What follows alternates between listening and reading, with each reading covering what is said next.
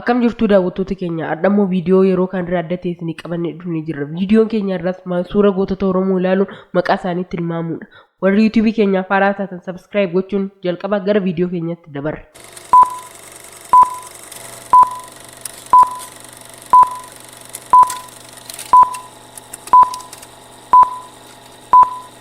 Gooticha Agarii Tulluu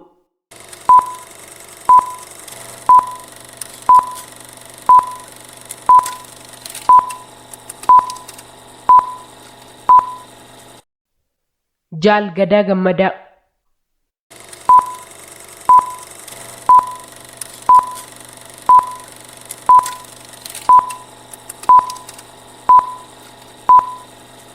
Jeneraal Useen Bunee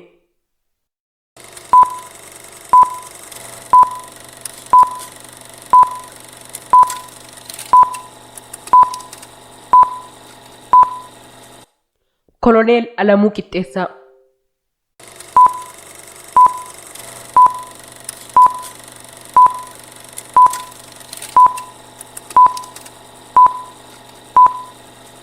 Jaal Laggasaa Wagii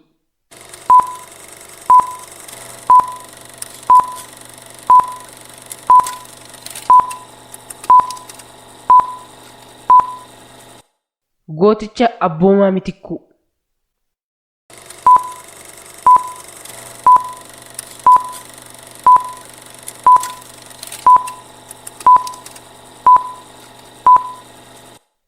Gooticha Baaroo Tumsaa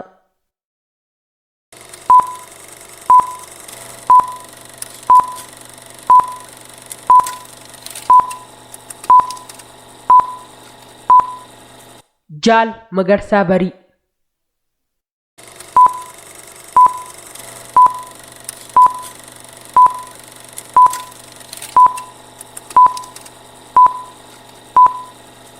Jaal Kabbadaa Buzunash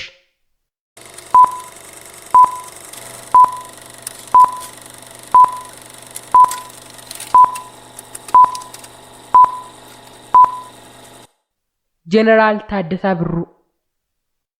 Daawwattoota keenya viidiyoon keenya irraa kana fakkaata ture. 10 keessaa meeqa akka argattan komentii jalatti nu barreessaa. Yoo viidiyoon akkasii akkasiin bira goo barbaaddan subscribe godhaa. Yoo viidiyoon keenya isinitti tole immoo like godhaa. Amma viidiyoo biraan wal agarruutti nagaatti.